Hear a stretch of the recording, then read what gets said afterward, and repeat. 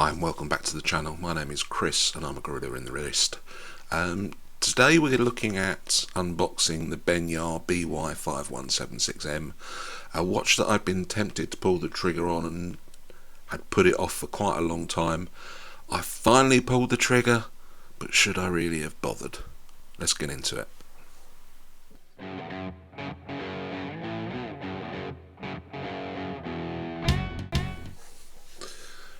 Okay, so before we start, I just wanted to reflect on the reasons why I ummed and ahed about this one. So Benyar, certainly from some of the videos I've seen, has a reputation for, what's the generous way of phrasing it? I think being slightly unethical in how it describes some of the components of its watches. And that's the reason why you might have noticed my friend Diamond Selector too. Because amongst other things, this watch claims to have a sapphire crystal, and today we're going to find out if that is the case. But let's start by opening the box and seeing what we've got.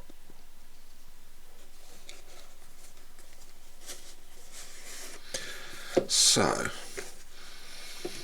it's a cardboard sleeve, and then we have foam, lots of foam. Who doesn't like foam? We have a Benyar hang tag, very nice, but almost certainly going into the landfill. We then have Benyar microfiber cloth, very nice. An instruction booklet, because we know how much attention I pay for this. And then to the watch itself. So, I tell you what, the first thing I'll tell you about this is that it's in plastic, so I'm going to take out the plastic. Then I'm going to tell you the first thing I'm going to tell you about this. So the first thing I'm going to tell you about this is actually it's quite heavy. I don't know if I was expecting that, because I know that the case is alloy, but it's quite weighty. It is quite weighty. So I'm going to start. I'm just going to do the usual, getting all of this horrible wrapping off of it, which is highly entertaining for you guys, I'm sure. But it's even harder to do for a gorilla wearing one glove. So let's get that done, and then let's come to the watch itself.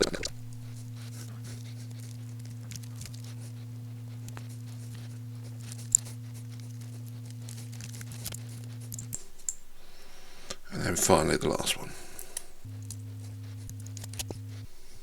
Just put the case back. Okay. So this is the watch. It's essentially a Rolex Milgauss homage. The head of the watch actually is quite nice. I quite like the colours. Let's just zoom in a little bit so we can have a look at the colours we've got here. It is very shiny, but actually not terrible, and it's got a weight to it that gives you a little bit of confidence about it. It's certainly going to get covered in a lot of fingerprints because it is very shiny, but actually I quite like the style of it. I think it works quite well. Of course, I've said it works quite well, and it doesn't appear to be working at all. Not a great start, is it? Let's give it a wind. Oh, thank God for that. Oh dear. Okay. So let's just quickly set the time. As you will have gathered, that's not a screw-in crown. Let's just pull that out. It's currently 4:15 in the UK. There we go. And just give it a wind. What I do know, this is using a movement called a G2666Z. Anybody got any ideas, please let me know. I haven't done a great deal of research on it yet. Not one that I'm familiar with. So I kind of like the head of the watch. However, and I have to set this in context, this was about £24. That bracelet fit is just atrocious. It's a wiggle in there. I think I could get another bracelet in there to be absolutely honest. I mean, look at that. Just terrible. Now, I did note that it said in the specification that it had 21mm lugs. which really pisses me off for some reason. It just does. But from the look of the gap between the sizes there, I think it's entirely possible, and I'm going to test this theory later on, I think it's entirely possible they've stuck a 20mm bracelet on it. There is such a huge gap. Sorry, I'm not holding it very well. Look at that. It's not exactly secure, is it? Now, it does have a display case back. Let's try and get some light on there. And there's a little bit of bluing on some of the screws. Clearly it's just painted on, it's not proper blued.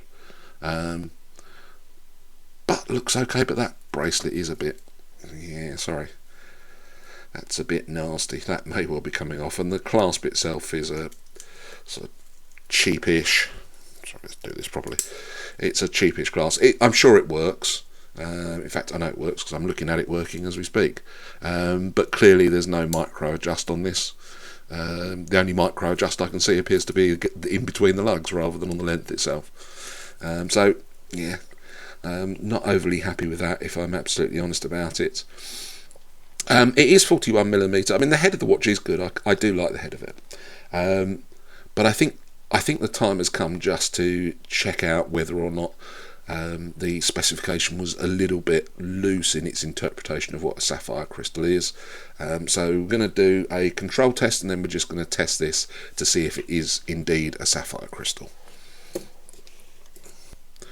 And strangely enough, my control watch today is a Tandorio. Who would have thunk it that your Tandorio would be the watch that is screaming about its specification? But so here we are. So let's see. Let's start with the Tandorio. Oh, there you go. Thank you, Mr. Tandorio. You're definitely sapphire crystal. And moment of truth. Nah. Let's try that again. Nah. No, that's got about as much sapphire in it as my skull. Absolutely none at all. Well, I did say that they had a problem with the descriptions in their watches, and that doesn't seem to have improved. This very clearly is not sapphire crystal. Despite it claiming to be sapphire crystal. I'm going to try it once more just so that you can see the clear difference. So look, it's on one, put it on the Tandorio, off she goes. Bingo. And on this one, starts on 2, didn't blink, not a sausage. That clearly isn't sapphire crystal, is it? Let's just try and give them the benefit of the doubt and see whether or not the display case back itself is sapphire crystal. So let's just check that one out. Nope. Nope. Okay. So thank you, trusty diamond selector. So what this is telling me is, despite the fact that I do quite like, let's get that one out of the way. Despite the fact that I do quite like the head of this watch, Benyar are yet again telling porkies about this. It doesn't have a sapphire crystal in it at all. I should probably have known that because of the price. However, and I should have known that given their previous reputation. But it's this sort of thing that really pisses us off. I'm very, very disappointed. I should know better, and it does look like a lovely watch, but they've lied to us. And that bracelet, to be honest with you, probably deserves to go in the sea as well. The fit on that is just a disgrace. I mean, look at it. So I'll get in touch with the supplier and tell them they can have their piece of garbage back. Watch this channel and see what happens next. Thanks everybody, have a fantastic weekend. Take care. Bye bye.